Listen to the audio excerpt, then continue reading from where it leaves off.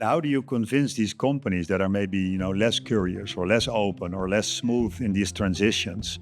How do you convince them to change that mindset? You can be kind, you can be a mother, you can at the same time be really good at your job, lead a big team and work for a successful organization. Is that also how you look at it? That the workplace can also make you stronger even privately? I believe that organizations are moving away from if you offer everyone the same, it's fair. Actually, it's not, because everyone needs something different.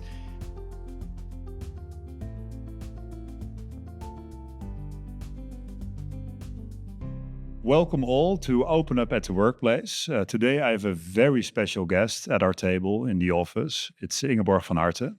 Very much welcome, Ingeborg. Thank you for having me here. Looking forward to our conversation. Same. You are the founder of 7 People. You have 20 highly skilled professionals in the field of HR. You have worked for over 50 innovative companies in the ecosystem, and I think the international ecosystem of fastly growing companies. So we can learn a lot from the insights you gathered over the years. But not only as a founder, you gathered these insights, you are also a people leader. You worked for Molly here in Amsterdam, but also, for instance, Acom in Australia. Yeah. So I'm very much thrilled to have you in our podcast. Looking forward to our conversation. We will talk about you.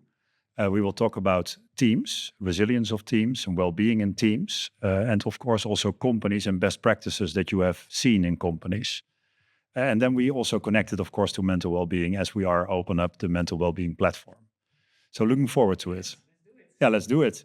When I read your profile at LinkedIn, I'm struck by the first sentence that you want to create irresistible companies. How come? Yeah, irresistible organizations. I always thought I want to create companies where I want to work as a starting point. And now that I'm a mom, I'd love to create companies where in the future my kids, for example, would like to work. So for me, irresistible organizations are companies where people, they want to work there because they're irresistible from the outside. Yeah. And I used to be a recruiter and I studied communications. So I was very much in the earlier years of my career focused on creating external irresistible organizations, employer branding, making it look good. But then I recruited these people and I saw that there was really high turnover and high level of sickness and a lot of people leaving that I hired. And I'm like, why is this happening? It's because the companies on the inside were not irresistible. And then I figured, okay, they have to be good on the outside and the inside.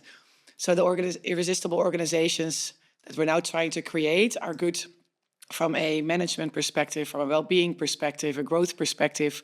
So companies where people want to work, but then when they're there, they also stay and they grow and they're engaged. And I believe that those organizations will then in return become talent magnets. They won't find it hard to recruit.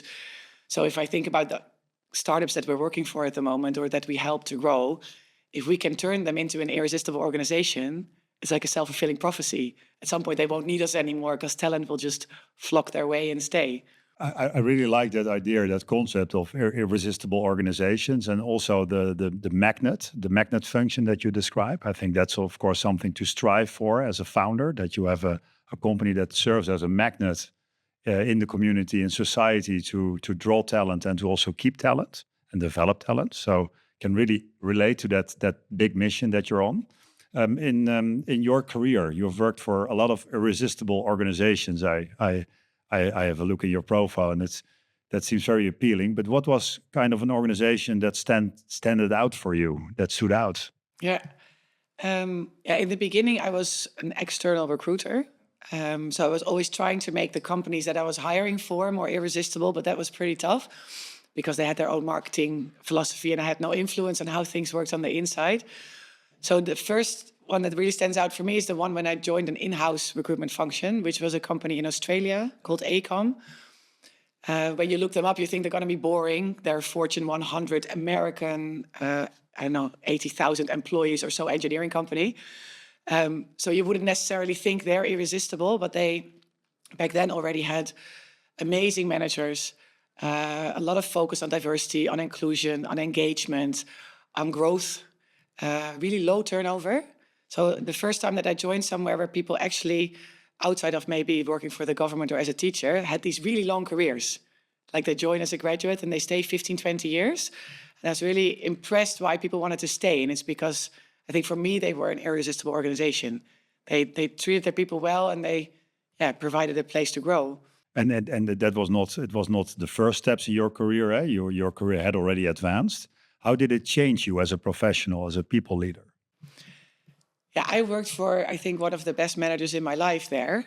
So I saw the example of you can be kind, you can be a mother, you can, at the same time, be really good at your job, lead a big team, and work for a successful organization. And I think that for me, that was the first time that I had that role model. So that was, I think, the main thing I learned there. And also, I think I worked in one of the most productive teams that also became friends. And I'd never before worked in a team where the team members itself, but also the manager, we were a relatively small team.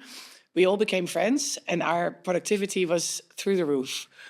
And I think at one point I got some feedback saying, yeah, you shouldn't be so nice to your team, because if you leave, they will all leave. So you're now a liability.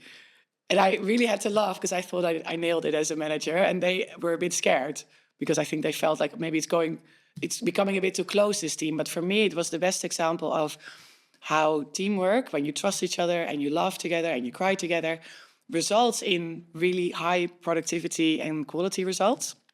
And that's also something I took with me for the rest of my life. So in all the work I've done since, the teams I've worked in, I've made friends, and a lot of them are still my friends. And it's something that I think is not, sometimes there's not enough focus in companies on like creating friendships, but if people have friends at work, it's one of the key pillars of well-being, is actually feeling at work that you're supported, you have people that you can talk to. So yeah, back then I felt that for the first time, and it's something I've never let go of. It must have been very inspiring experience as well, the way you describe it. So really an example. And you also touch upon well-being. So how did it reflect it on your well-being, this setup? What did it do to you? I think I always felt safe, because when you know people really well and you're okay to share things with them, I think I was at some point going through a rough time there personally, because I moved to Australia for love. And when the love ended, I decided to stay. And that was a tough transition from being an expat by yourself versus being there with someone. But I stayed because of that team and because of the support of that company.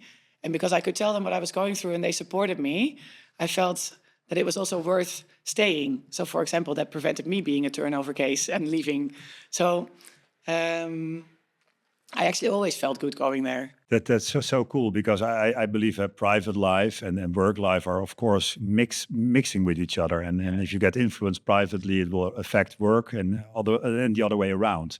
And the way you describe it, because of that strong culture, that strong sense of belonging that you felt in Ecom, you also could cope with the private struggles that you are describing. Is that also how you look at it? That the workplace can also make you stronger, even privately? Yeah, I think mental health is often a combination of a lot of things.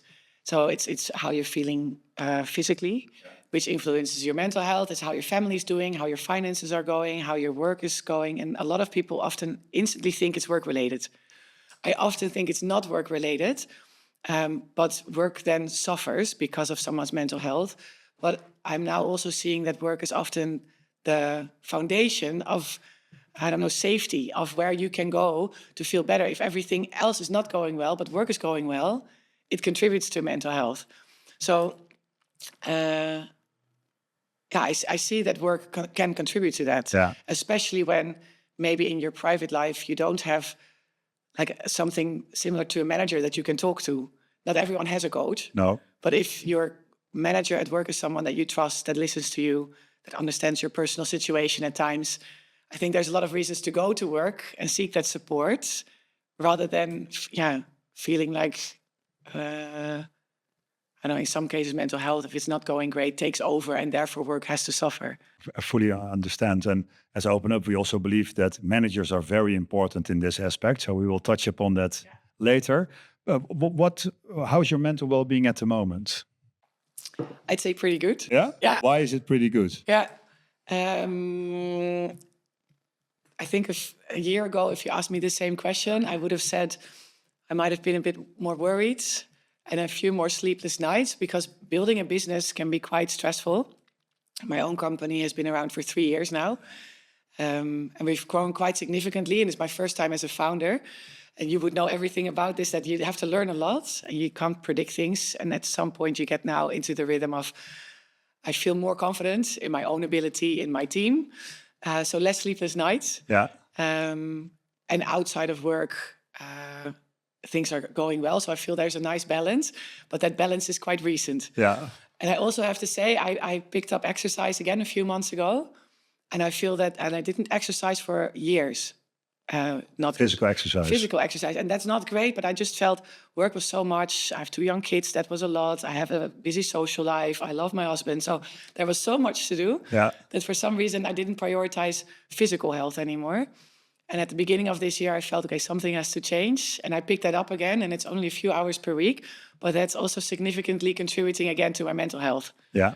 So, and I was told this 100 times. And I always said, yeah, at some point I'll do it again. And now I really feel it. So it's also allowing myself to take the time again to do that and invest in exercise, which has, I think, brought me a bit more calm and, better feeling about how everything's going right now. And the way you describe it, founding 7 people, founding your company now with 20 professionals, pretty successful. It's also an empowering experience for you. That's how you kind of explain it. And you now also found out, I need to do the exercise to really stay fit, stay healthy, stay mentally sane. Is it an empowering experience for you to found a company? Very much so, because I never wanted to be an entrepreneur per se. But I've worked in-house as an employee for 18 years before founding a company. And I always felt that I had to present a business case to explain why things had to be done a certain way. And I often felt, because I was reporting in people who didn't study recruitment or HR or communications, that they just didn't get it. And sometimes they did, and then it worked perfectly. But when they didn't, it felt like a bit of a struggle. Like, I know I can make really great things happen, but I'm not sure if people will allow me to do that. And I knew I was good at building good teams, because the teamwork was what I really thrive on, and I knew I could hire my own people really well. So when I got to the point where I felt, okay, maybe now is the right time to found my own company, I thought, what can I do well? I can find and hire great people and culture professionals. So that's like a safe space. And the rest I think I can learn. But I also saw, when you have the right people with the right mindset, you can do pretty much everything, because all the other stuff, I can find people who can do it for me or outsource it. But I also just thought, okay, let's see how it goes. And now that I have this company and it's running and we're doing quite well, we have amazing clients, I feel that all the things that I wanted to put in practice before at the companies where I worked, I can finally try. So all the things that I had to build business cases for and had to explain over and over again why it would be a good idea, now I can just try it. And sometimes you fail, and sometimes you see it works really well. So for me, it's like, the best playing ground. Yeah. And also, it's given me a lot of confidence that when you have a good idea and someone lets you execute it, that's much better than always sitting in the, maybe not, maybe. I know exactly what you mean. And it's kind of, I get the association of, the power was unleashed, you are unleashed. You can really build something that is very close to you. And you don't need to ask for approval. You don't need to kind of defend the steps you want to take. You can just do it. Of course, you need your boundaries. You have your team. They also have their requirements. But you have been unleashed in this whole new setup. Yeah, but I have a quote on the wall in my office, and it says, "Kindness is magic." And that's, of course, super techy now. And I'm sure it's on lots of agendas and little writing books in the HEMA. But a few years ago, it was less of a common quote, but it was always my motto. And I was told over and over again by managers that I wasn't financially focused enough. I wasn't strict enough with my team. I wasn't hard enough. And I was passed on a promotion once because I wasn't serious enough. But I always felt the reason I can build a good team and my performance is good is maybe because I'm not so serious as the rest. And maybe I'm more people-focused and finance-focused. And that also fits the role. So I got this feeling like, okay, maybe I am not good enough. And then I left one of my previous employers, got that feedback about, maybe you're a little bit too much kindness. And then I tattooed on my arm, kindness is magic. And I put it on the wall in my office. And I'm like, it's not just something I'm saying, I really believe it.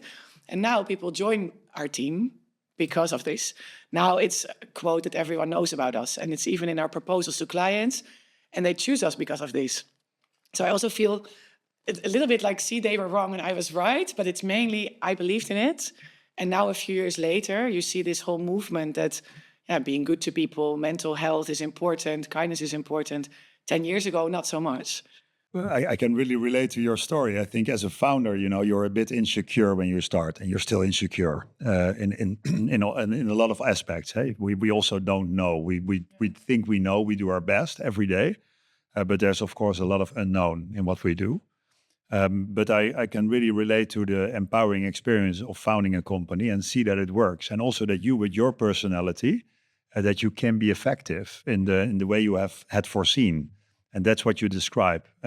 So it's not only kind of a confirmation for you or towards the other people that maybe didn't believe in you in those days, but it's also to really see that your style works in this setup, and I think that's really, really cool. Thanks for sharing. I also wanted to touch upon leadership, and we are basically talking about leadership already. Everyone talks about leadership. There are a lot of books about leadership. It's a word that is very much subject to inflation, I must say. So we all use leadership as the holy word. But how do you look at leadership? How is it connected to you, individual leadership? I think latest research shows that the one biggest influence on, for example, people's performance and mental health is the manager. Yeah. So for me, it's crucial that managers understand their role and they don't take it too lightly. I think the stats also say that 85% of new managers never receive any management training. So they will have been a great salesperson or a good developer or they're great at finance, and all of a sudden they're the manager of a sales team. So they know about KPIs and they know about proposals for customers, but they've probably never done a course in their life on psychological safety, on well-being, on how do I coach people, how do I deal with questions that will come up that will make you feel like I'm now a psychiatrist, because basically when you become a manager and you choose for that role and you accept it, I think managers don't realize they're accepting that you are now responsible for these people. And they're adults and you're not their parent, but you are responsible for providing them the right support system and understanding what they're going through in their lives. And I think a lot of new managers don't understand how important that empathy all of a sudden becomes as a crucial skill in their role. And I wish they all got much more training and help to actually become those great managers. But yeah, so for me, leadership is crucial. If I think back of the leaders I've had in my life, I've had quite a lot. I think in one company I had 5 in 1 year due to all the turnover. And in hindsight, thought I never changed. I was the same person doing the same job with the same positivity and the same maybe softness. But those leaders constantly changed. And under some I thrived and under some I got very, very unhappy. And it's because of their style and of how much they cared about my situation, how much they, wanted to understand how I worked. So I think you have a huge opportunity as a manager to really help your team perform. And by having, understanding who they are and showing the empathy, eventually their performance will also go up. And often the focus is way too much on performance. I have another statistic. So the relationship with your manager equals for well-being the relationship at home with your partner. So it's just as equally as important for your mental well-being the relationship with your direct manager. Is that something you recognize, that importance, that is almost equal, maybe almost equal to the relationship you have at home? Yeah, I think so, because if it's not going well at home, that would be reflected, for me at least, at work also, because it's really hard to put a mask on and pretend everything's fine. It would be exactly the same the other way around. And if you spend 8-9 hours a day at work under a manager that you don't trust or you don't get along with or is unrealistic, you can't all of a sudden at home be bright, happy, positive. I think for a lot of people that would be impossible. So I understand that. And can all people or all good professionals also become good managers? How do you look at that? It's a transition. We often don't train managers. We just make them manager. They're good at the task level and we promote them to management. They need to show others. They need to guide others. They need to coach others. How do you look at that? Can anyone develop him or herself towards being a good manager? Yeah, I think there's some research done on this. Yeah. And the answer is yes, because some people are born great leaders, like they're inspirational and they can talk well. Still doesn't mean they're great managers. They might be inspirational leaders, but management you can definitely learn. So there's a difference between leaders and managers. I think a leader is a person who can be an individual contributor, doesn't have to manage a whole team to get their performance up. They can be an inspirational leader because they have a great idea. But it's also sometimes with founders, they have the initial great idea, they have the vision. They're not necessarily the best managers. Management is something you put into practice, as in you help them see the bigger picture. You help them with their workday and their workload. You help them balance their personal life with work. You help them grow. You really help individuals and a team to perform. Whereas a leader, I see as much more inspirational. I don't think a manager necessarily has to be the most inspirational person. It's more, I see manager as someone supporting. Yeah. And a leader is someone at the front lines leading. Okay, understand. And how do we then train that manager, that professional that was very good in the task, and we bring it to management? How do we train? How do we make sure that someone understands the art of what you're just describing? Yeah, to start with, I think there needs to be the willingness of that manager to want to learn this, and don't assume you already know. But you can pretty much learn everywhere. So you don't need a big learning budget to learn how to become a great manager. There's an insane number of podcasts, TED Talks, books, online free courses to learn how to become a great manager. It's very interesting that basically we can train all good professionals to become a manager. I think that's a very hopeful message. And for the young managers listening to this podcast, what would you advise? Are there books, are there courses, websites they can go to get inspired? Yeah. I always think you can go to books, websites, and courses. I will tell them, but the first thing I would tell them is, if in your career you've had inspirational leaders or managers, write down the qualities that they had. What made those people so good for you?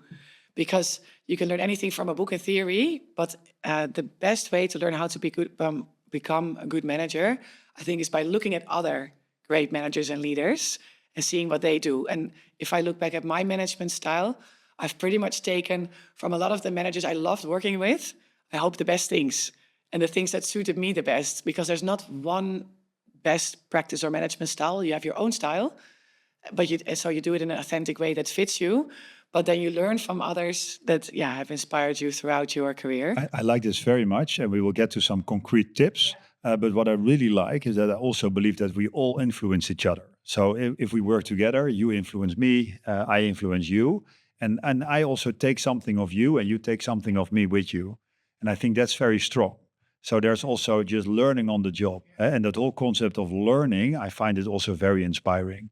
I mean, that drives me as a founder, that you need to learn in every stage of the company new skills, new challenges, new dilemmas, new ways to cope with the people around you. So learning, for me, is a very big concept underlying mental well-being. But maybe we can get to some concrete tips. Yeah, so I loved reading Leaders Eat Last, because I really believe that being a leader or a manager is about supporting others to become better. I love Give and Take, Adam Grant. There's a whole theory about there's different types of people. There's people who give a bit more and take a bit more.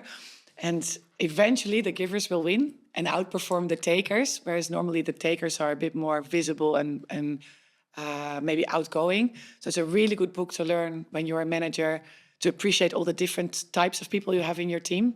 And because it's easy to see the extroverts and the outspoken people more, but it's really important to have a mix. So that book really, for me, gave me a much higher appreciation for the more introvert, quiet people who did amazing work.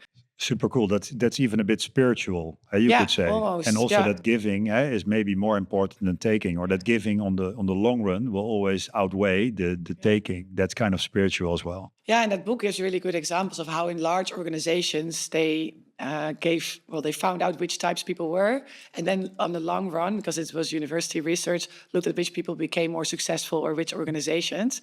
So it was amazing to see that the givers and the more quiet people eventually also produce more results. And I also really love the books of Liz and Molly.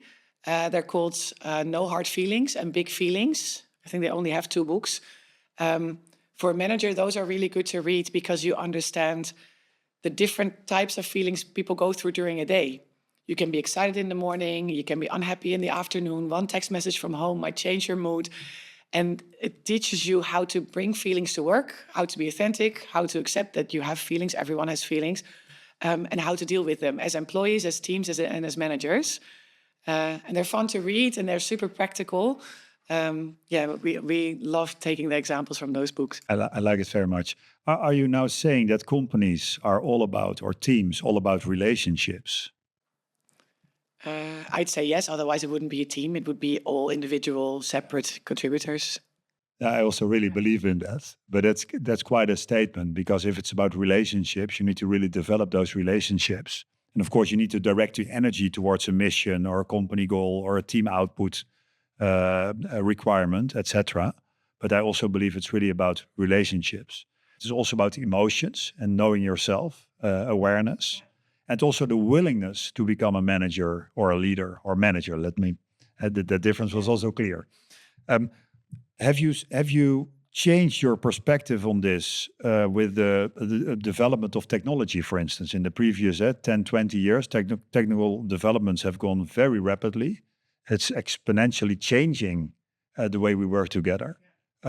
What is the role of technology in your vision, in your ideas on great teams and great organizations?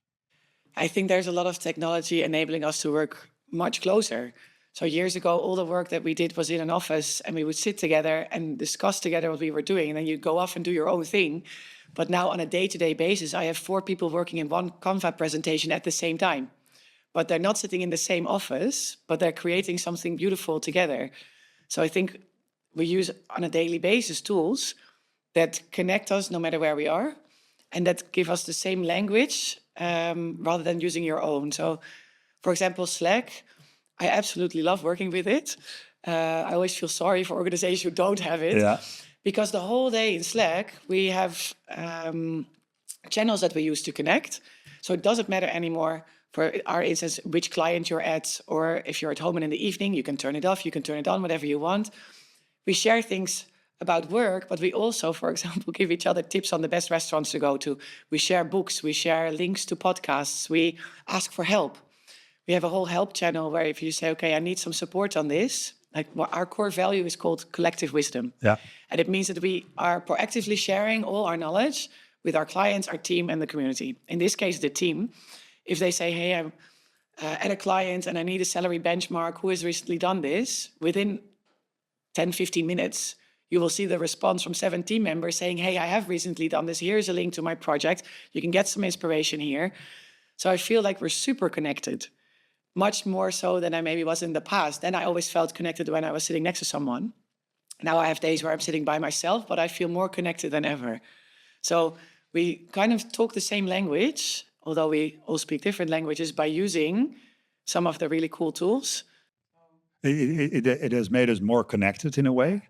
And also it has increased effectiveness, basically, of our work. We know earlier what to do because of this exchange of knowledge, for instance. I really like that idea of collective wisdom.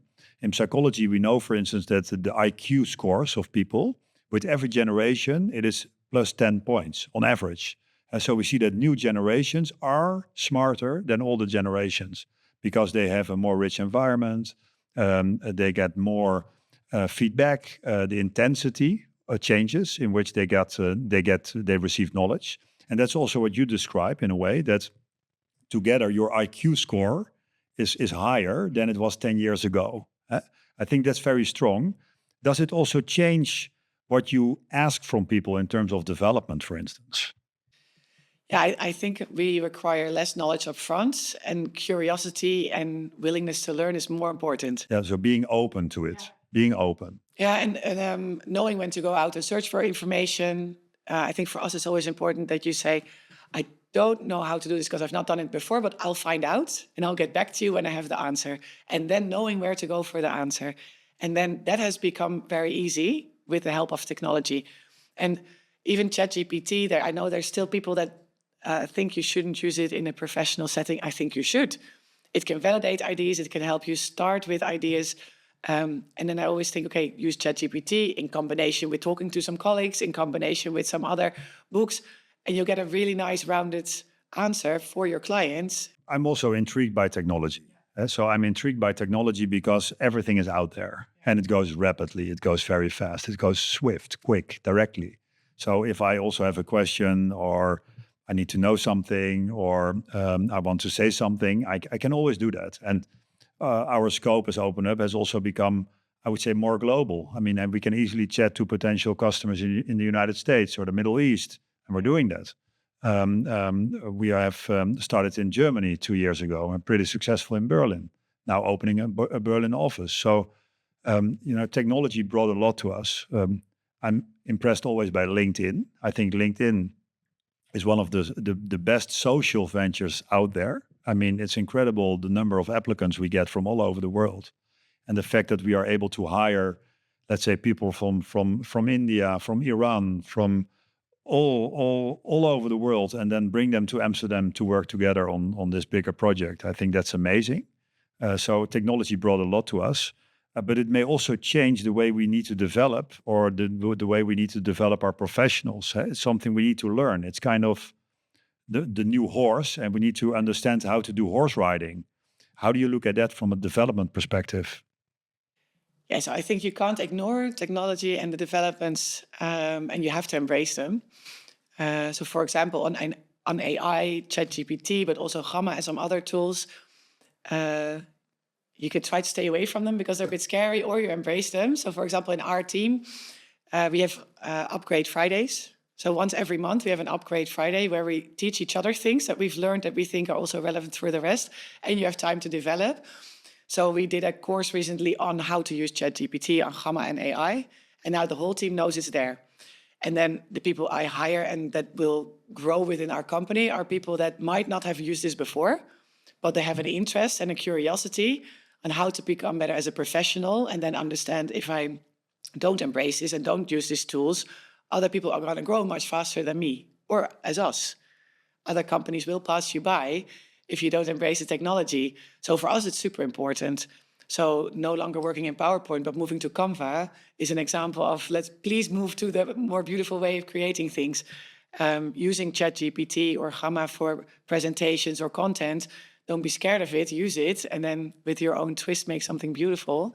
So I think we're growing. And I think in terms of development, if you don't embrace this technology, like all of us, you will at some point stop developing. You will become the people who are now 70, 80, 90 who don't know how to use a phone. At some point, they decided not to want to understand it.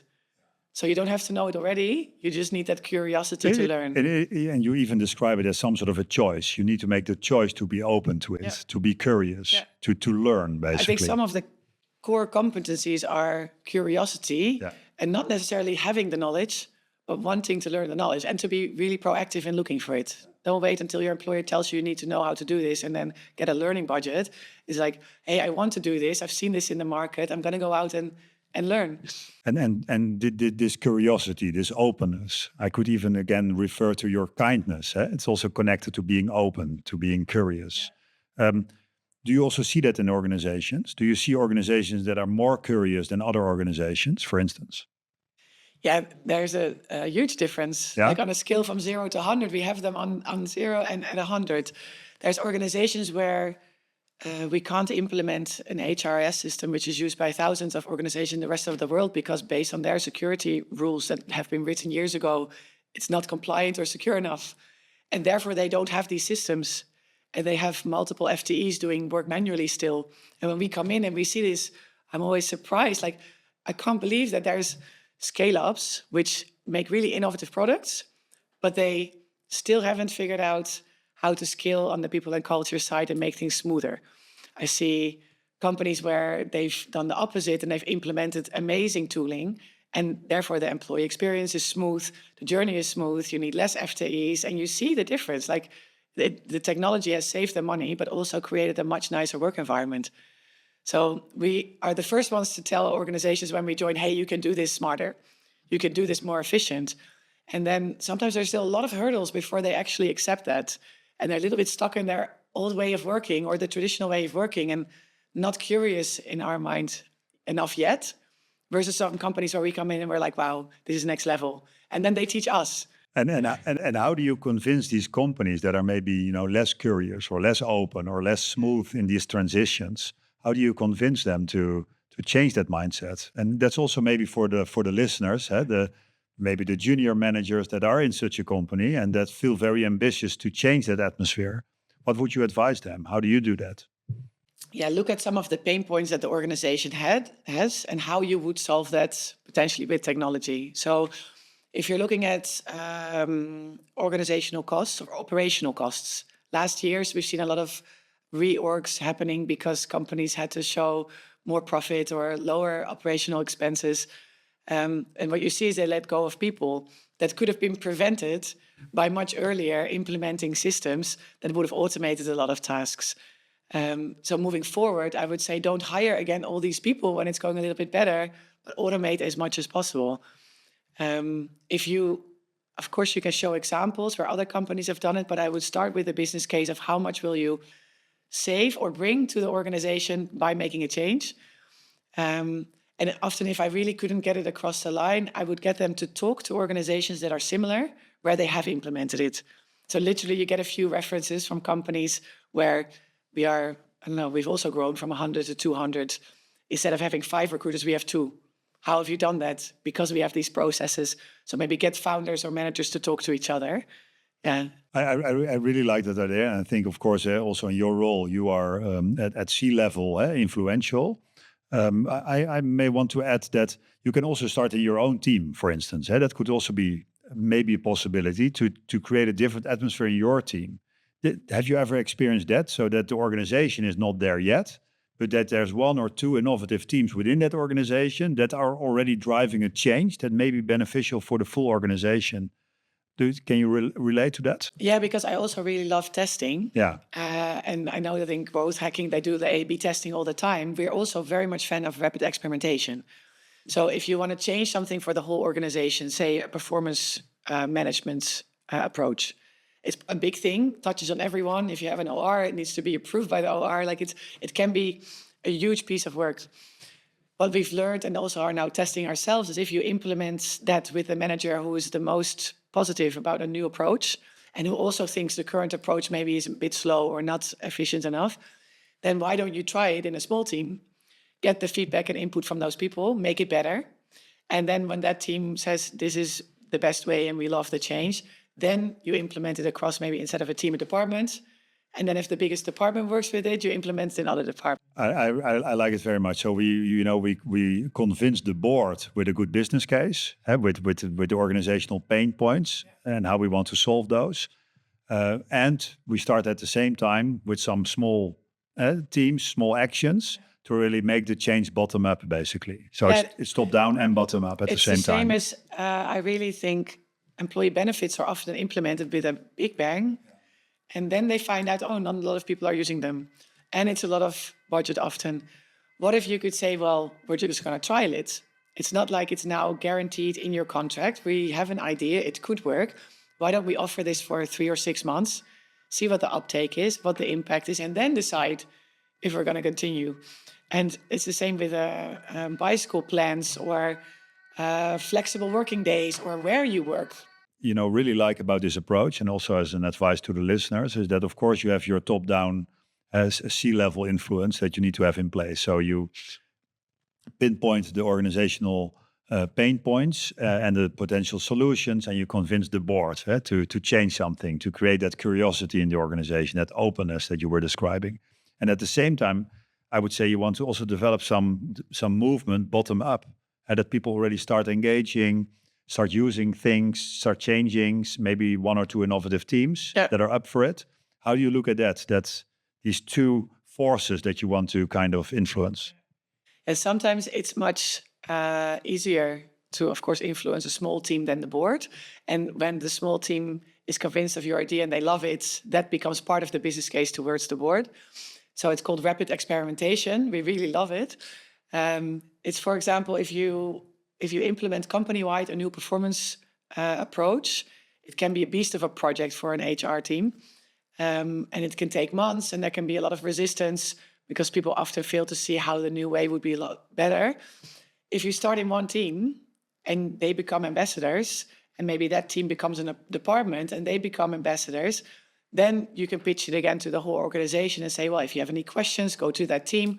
We've seen that it works, but then you've also taken out all the small mistakes and you've iterated a few times. So the end product that you would have proposed otherwise for the whole organization is a lot better if you've first done a few iterations within the teams. It is so logic. Did you do this within 7 people yourself? Yeah, so yes, in a way, we did it with ways of working and remote working. I love working from the office, but I also love flexibility in where I work. And we have an office, we have clients that we work from, and of course you can work from home. So when we started, I didn't really know what the rules should be. Do we do remote work or hybrid? Are there fixed office days? So initially we said, well, you come to the office when you're not at clients, and Fridays you're always in the office. And that felt fine. And then we became a little bit bigger, and there's some people that have a preference for remote work on certain days. They want to work from home. They want to work for somewhere else. So we loosened up the initial rules a little bit, but we didn't make it a new rule. We just said, let's see how it goes. We don't create a rule because one person wants something different. I also don't believe in that. Let's just try and see what happens. And we found that eventually we let go completely of the fixed Friday. And we said Friday is still the day that most of us come to the office because it's a fun day and we make sure it's fun. There's lunch normally, but Friday lunch is slightly better. We often have a workshop or we have a presentation, but we have only one fixed Friday per month that everyone has to be there. And the rest we let go. And I thought, for me, that was really scary because I am still from an age or experience point where everyone was in the office. I never had the option to work remote, but it's working. And we also said, let's try this, letting go of the fixed Friday and also the other days and look at our profit margin and performance. Because in the end, I don't mind where people work. I want to have a fun team that's connected and I have to make sure business keeps thriving. But this year we're doing better in terms of margins and in terms of performance. We're able to hire really good people. I never have to tell people to come to the office. And when they come because they want to work together as a team. So it was a test. We also said that to people at the beginning, let's try having non-fixed Fridays. And also the rest of the week we already let go. And then see what it does to our team. But the connectedness and the trust has not gone down. But the feeling of flexibility has gone up. And performance and margins have increased. So for me, this was a super cool result because initially I would have thought, I'm not sure about letting go of these fixed office days. So when I now work with clients who are really struggling with, should it be 2 days in the office, 3 days in the office, should it be fixed days? Should it just be 60% in the office and 40% not? I'm a really big fan of ask your team. Ask what would work best for them. And if you say in the end, it's about company performance, but also team connectedness. Yeah. So you can all work 100% remote and performance might go up, but if the connectedness and the trust in the team goes down, it's still not the best result. So you ensure that the team stays connected and the results are there. Then you found your way. And then if you let the team solve it and they come up with a proposal, how about letting them work for a few months that way? And then you track the starting results and how they feel at the end. And then it's not based on I think we should be in the office for 3 days, or I think remote work doesn't work. Then you can say, well, we tested it, and for this team, this works. And maybe for another team, something else works. And why would you have the same rule for all teams? What I take from your story is you kind of seduce people in a good way. Yeah? I mean that in a good way. We are all kind of, we need to influence people all the time. But instead of making rules, you would prefer to seduce people to be in the office on Friday with a good lunch, for instance. To make something extra. So that Friday gets a gravity for people to come to the office. I really like that.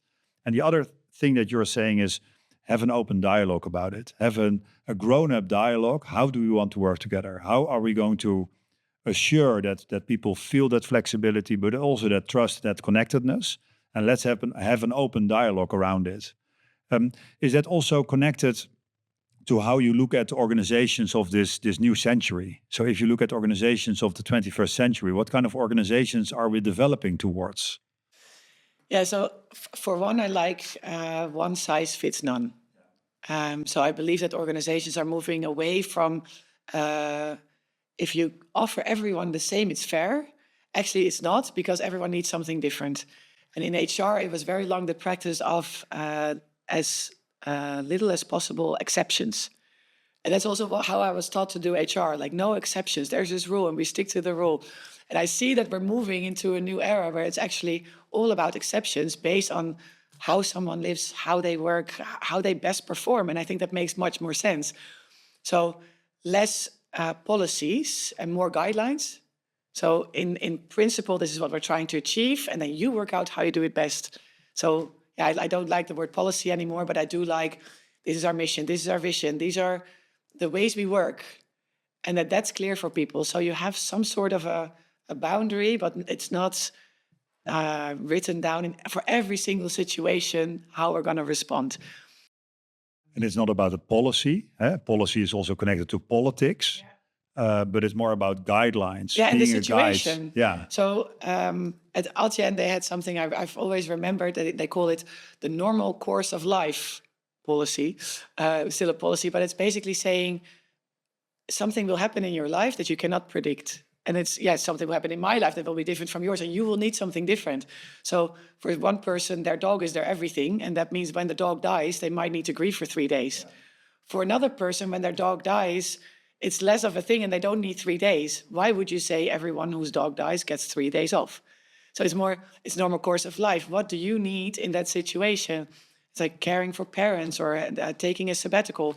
Some people need it, some people don't. You don't have to offer the same to everyone. It's more, let's have this open dialogue again about what is it that you need and how can we fit it in. And that's really hard for some organizations, especially as you grow.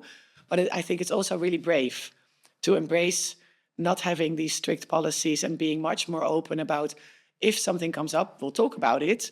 And that means that as an employee, you need to have quite a lot of trust in your employer and manager that they will look with you for a good solution. And then people will always say, well, there's always going to be people that don't like this. Yes, but trust me, that's the 1%. And you don't want to create any policies or guidelines for the 1%. It sounds also a bit more organic to me, a bit more playful even. But it also then asks a higher level of awareness from management, from the organization. I think that's also the future of organizations. There's a whole movement going on, transparent organizations, to be extremely transparent about everything. And I love it. We've also signed up for it. I'm going to always promote this. And when a company asks me about, for example, a salary model or a performance model, how transparent should this be? My answer will always be as transparent as possible for you. And I can always challenge you on making it a little bit more transparent, but you don't have to go all the way, but make it as transparent as possible. I think being honest and transparent to employees contributes to their mental health. Last year, we saw so many reorganizations, also at our clients, where employees were still surprised about the business results. And I just didn't understand why these reorganizations came as a surprise. And then when we looked into the monthly updates that were given and the communication style, there was never a sense of urgency or stress from a manager or a founder about funding or finances. They all played nice weather until they actually got to the point where really sorry, but the forecast was off and we now have to reorganize. They could have shared this much earlier. And then I trust people that when you're working for an organization and someone says it's not going as well as we need it to be, that they will come up with solutions. They will help you, but they won't be very thankful if all of a sudden there's reorganization and people need to leave, but they've never had a chance to help. So if you're transparent in performance, if you're transparent about ways of working, if you're transparent in how people can grow, if you're transparent in the type of behavior that is tolerated or the type of behavior that is seen as leadership behavior, the more transparent you are, the better people know what to expect. And then you get a certain level of trust and consistency And I think that for people is really good. I think they always thrive when you know what to expect and nothing comes as a big surprise when it's negative. When I talk to people leaders, also when I'm talking to you, I of course reflect on my own role as a founder as well. And then I, often realize how easy it is to make mistakes as a founder, and also how easy it is to get into a reflex of control, basically. So as the founder of a growing company, the complexity increases, the chaos in a way increases. The first response, the first reflex is to create structure, create rules, a kind of control, have your KPIs, have your dashboards, everything should be aligned. And I do believe in alignment, don't get me wrong. But I also believe it asks a lot from us as leaders, founders, managers, to deal with the new setup that you are describing and to deal with that openness, that transparency. It asks also some adulthood from our side and also some trust, of course, in the people around us. Is that something you recognize? Is this also about the leaders, about the managers, about training them, about making them feel more comfortable maybe in letting go some of the control mechanisms they used to apply? Yes, for sure. They always think that all of a sudden you have to become 100% transparent. That's not the case. Okay. I think if this feels scary, because it would be a change, Sometimes. It's not about letting go of control. It's about finding out what people need to perform best.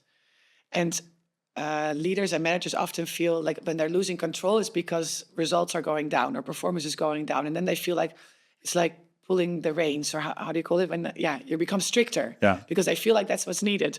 Often it results in the opposite, because people are already feeling the results are going down, the numbers are not as good. And then on top of it, my manager becomes stricter. That's not an engaging environment. That's not motivating. I'm not going to work harder because you become stricter. So if you turn it around, what would make me work harder? I'm already upset because the numbers are going down and performance is going down. I would work harder if you'd ask me, what do you think is happening? And how would you turn this around? Can you help me? Because that's what you hired these people for. They're smart adults. They've worked for years in different organizations. They've often done great studies. They know much more collectively than you do. So instead of becoming stricter and putting in place clearer guidelines or policies, I always say, what if you do the opposite? And then maybe try that. Because you would be surprised how much they know and how much they actually want those numbers to be up. Because everyone wants to be part of a winning team. Yeah. So they can come up with really surprising ideas. And even last year with ourselves, we did that. Last year, our margin was almost zero. So we had a good year, lots of great clients. We hired a great team. There was not so much left at the end of the year, which is not a problem. We did fine. But then I asked the team, like, I'm also a first-time founder. What could we do? Like, this is what we spent. This is where the income came from. And we had a whole brainstorm on it because I couldn't come up with the right answer. And because the whole team came up with lots of ideas, we implemented a few. Definitely not all things that I would have thought of. And it worked. And we're now at a much better level when you look at performance and margins and income. And I was really surprised by the collective wisdom in this case. So I think if your company results are disappointing, it could also be that your targets are too high. It could also be that something is wrong about your product that needs to be fixed first. Like, it could be the wrong roadmap, but customer support might have the answer, not someone in your management team. Yeah. So I think there's a lot of power in relying on your team. I like it very much, and also a point taken for this founder. When we talk about mental well-being and in organizations, we're talking about organization of the 21st century, an open and transparent organization. There are maybe limitations to transparency, but you can be as transparent as possible. Where does mental well-being come into play? It is increasingly important in society. So there's a lot of statistics about young people, for instance, having higher mental health symptoms than ever before. How do you look at mental well-being in the workplace? Yeah, I still believe mental well-being is a combination of lots of factors. So for me, it's key to understand what people's personal lives are. So back to, if you create an environment where people are maybe not all friends, but definitely team members. Yeah. Of a team member, you would also expect to know what they're going through They outside of they work. want to feel part of that team. Yeah. And then creating an environment where people can share this and don't wait for them to share it, but proactively as an organization, create that environment. So maybe practical example. Yeah. Once a month, we have a team where we start with sharing per person, 5 minutes or so, what have been the highlights and the lowlights of your month. And it's not all work related. It could also be I went on a holiday, or my boyfriend and I went to do this, or my kids did this. So you share something that was your highlight and lowlight, also how you're feeling at that moment. And we encourage people to feel like, is your battery full or low? Are you today maybe a bit grumpy, maybe a bit quiet, super full of energy? Share it. And also why. So we can take that into account for the rest of the day. And because we start those days with sharing how people are feeling, and we take once a month quite some time for this, the whole tone and setting of the whole day is that we're open and that we know how people are feeling. And sometimes someone will say something like, I'm not feeling great this month, really low on energy, something is going on with my parents or at home. You see that people in a lunch break or afterwards will go to the person and say, hey, can I help you? How can I support you? But they might have not said anything if we didn't create that moment. So making sure that one-on-ones, for example, are not always about how have you performed? How are we tracking on the KPIs? How are we doing on the OKRs? What can you show me about client deals? For a manager, the tip would be starting every one-on-one, how are you?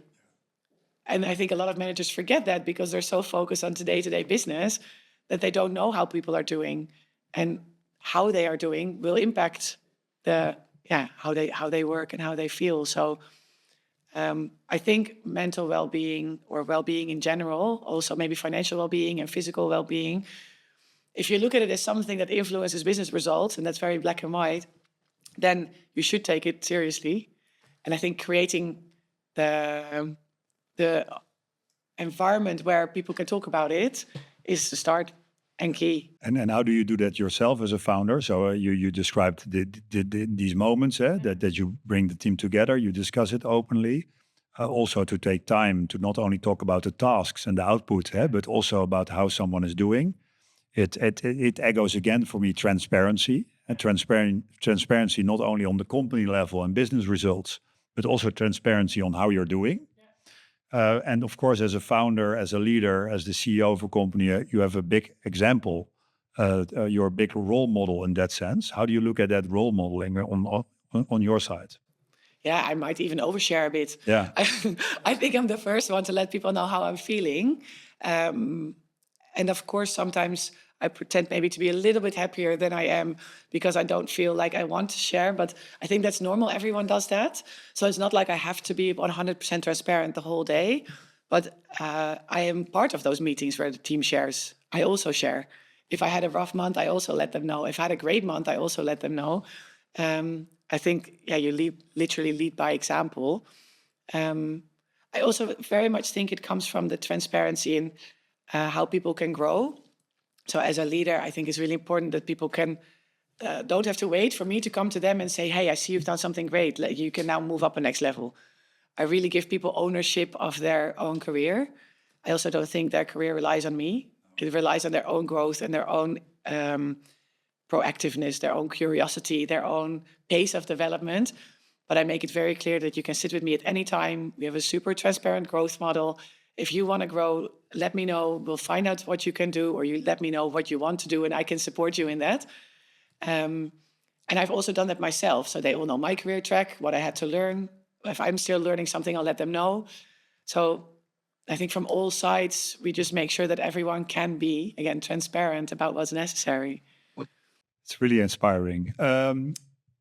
I think we touched upon a lot of subjects already. What do you think? Let me have a look. We talked about transparency, an open organization. I like openness a lot, by the way, because we know from research that people that develop mental health symptoms often are getting more and more closed system. So if you are depressed, literally you stay at home with the curtains closed and you're a closed system. So I think openness, transparency, kindness. You somewhere called it softness. I don't consider you to be soft, by the way. Not necessarily. Because I think there's this quote saying, don't consider my kindness a weakness. I don't do that. But it might be soft in a nice way, as in it's something that can be discussed. But I also don't like the fact that people consider soft something negative. Yeah. Because I see soft as something positive. And if someone tells me you need to be more hard, I'd say that goes against everything I am. Yeah. I don't want to be hard. I can be smart, but I don't want to be hard. And sometimes you make tough decisions. They're not hard decisions, they're tough. For example, letting someone go for a lot of managers is the hardest thing to do. But it's often a kind thing to do because it's kind to the organization because the person probably wasn't performing. It's also kind to the person because they would have not been able to grow or develop. I think we make way too big a thing or we take way too long sometimes to make these decisions. Helping a person with transitioning out when they're not the right fit for the organization or the team or the work is kind.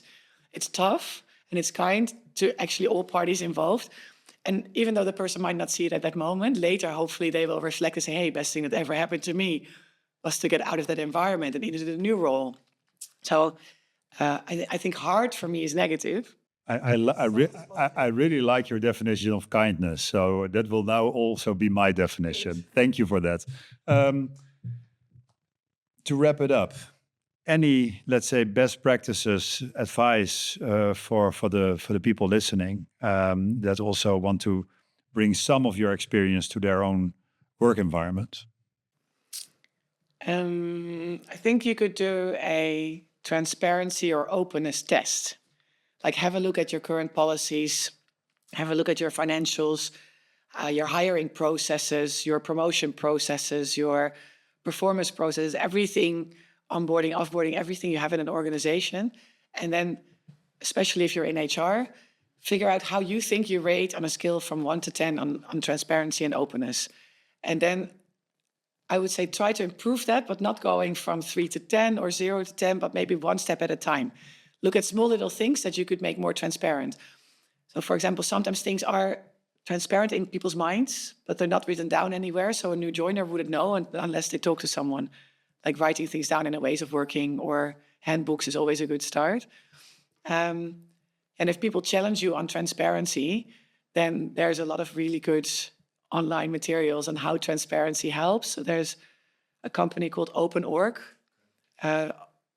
I think that would be a good starting point for anyone to have a look at to help you with those best practices. I like it very much. Also, the rating that you were describing, to give yourself grades, basically, and also to not improve directly from 5 to 10, but maybe from 5 to 6, and then evaluate and develop from 6 to 7. I really like small steps, also as a psychologist. That's often the best way to change. It also makes change more fun if you do small steps first, and not that big of a, not that big of a mountain to change. I think that's a very valuable lesson. OpenOrg, we will have a look at it. It's very inspiring. You inspire me to also be more transparent. So I will do some grading on my own. Nice. And how I can improve. I'm looking forward to maybe a next conversation in the future. But I think this was very valuable for us. Thank you, Ingeborg. You're welcome. Thank you for your time. Thank you.